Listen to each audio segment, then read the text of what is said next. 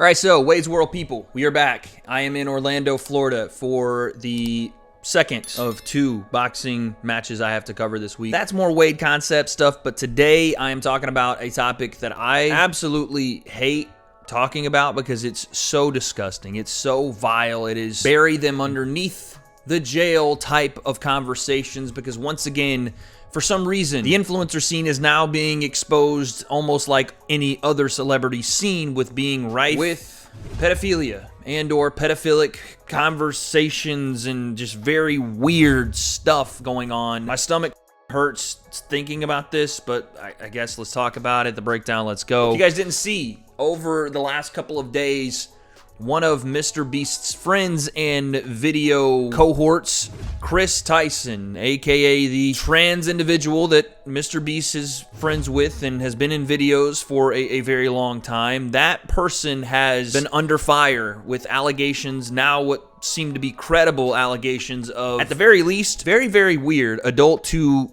child conversations. And this isn't just a one specific time thing. This seems to be a pattern of behavior from this Kris Tyson individual. Once with a 14-year-old, I think there was another potential 13 to 14-year-old as well. These conversations taking place, parasocially online, where you have someone, again, that is a full-on adult speaking with a almost preteen in context that I'm not going to show you guys the actual messages of because I feel weird even looking at them, and you guys can go find them for yourselves. But the point of this is there is no way this is excusable at all. This is not only weird behavior or disappointing behavior or odd behavior. This is disgusting stuff, man. There is no defense for it. There is no reason for it. And again, the details of which are essentially an adult Kris Tyson speaking to on Discord, on Snapchat, which is also now, they have deleted their entire Snapchat. They have deleted their entire Twitter logs other than the one message they put out today, and we'll talk about that. But there are messages back and forth along the lines of, again, just calling a young 13-year-old dad and having conversations that this person, or at least one of the alleged individuals at the time, said were edgy jokes and were probably a little too far sexually based. And again, that's at the time, 13 to 14-year-old being spoken to that way by an adult. There is no excuse for that. There is no rationale for doing it. There is no situation in which that's appropriate at all. And this is just something I can't even wrap my mind around, that this is another situation where we're having this. The Dr. Disrespect situation a couple weeks ago, the Cody Ko situation last week. All these motherfuckers need to be off the internet. See ya. I can't even begin to want to understand people that do this. And again, in this Kris Tyson situation, there has been multiple times in multiple different conversations in which there's a veil of this grooming. In one Twitter conversation where he speaks to an individual, let me pull it up here. And again, I'm trying to refrain from a lot of the details, but something like, you don't want anything expensive for your birthday, I could spoil you. IDK says the child that they are speaking to, it's fine, look at my snap, I'm tired, texting you is the only thing keeping me awake right now. And then one from Kris just says, I love you, to a 14-year-old that is not a part of the family or that this person knows personally. And then they just say, I love playing Minecraft with you. And then again, the person that sent these Twitter messages, which again, if they are real, and Leo, if they're not, we'll take this part out of the video, says, I would like to stay anonymous, but Kris Tyson was texting me back in 2020 when I was 14. I am 18 now. I commented on one of his tweets and he saw it and messaged me. When I was young, I couldn't see how he was grooming and manipulating me, but looking back at it, I can see. Also, again, someone else has done deep dives into, I guess, Reddit posts and other old messages that this Kris Tyson individual has said. One reads out, why the fuck would you use your VR headset for anything other than 3D lollygang porn? I had no idea what that was either, because I am not in any way, shape, or form clued in to the sick and twisted, disgusting, disturbing fantasies of adults that are just scumbag pieces of shit. But apparently this is a style of cartoon porn that depicts children. It's just, I can't even put into words. I don't even want to say it.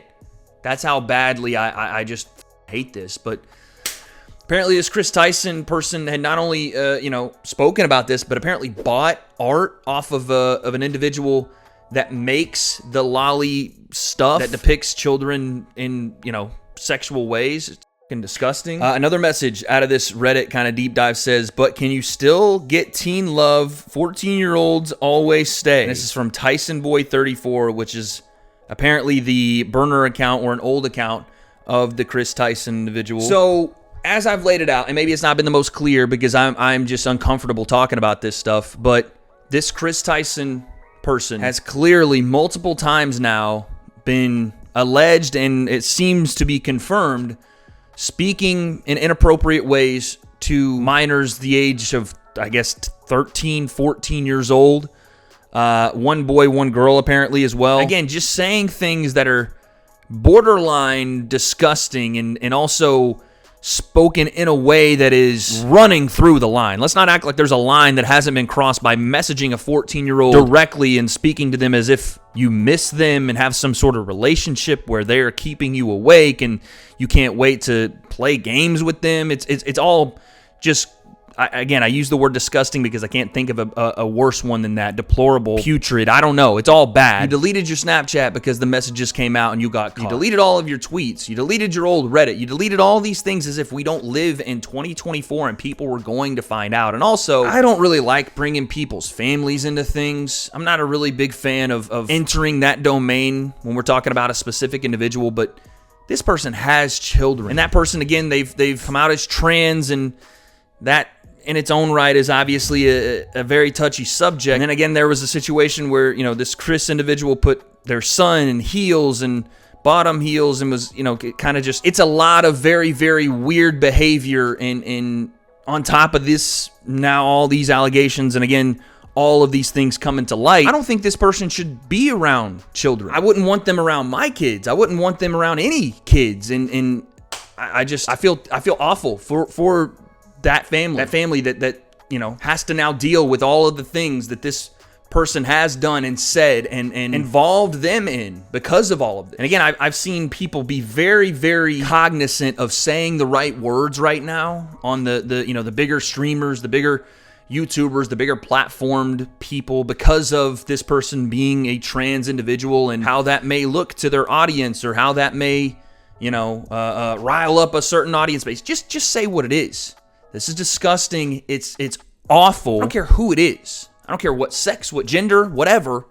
This is bad. And it is one of the bigger platformed influencers that's in the world right now because they are involved with Mr. Beast. And that, I guess, is one of the more sad parts about this. Like, it's very easy to say that this is terrible and that this Kris Tyson person should, again, not be around children. Be absolutely held accountable for these types of conversations and interactions, for sure. And the fact that people are not willing to do that, or at least from what I've seen, people are very cautious about how they do that. And, well, let's not say this because this might lead to that. That's bullshit to me. Or because maybe my relationship with Mr. Beast is not going to...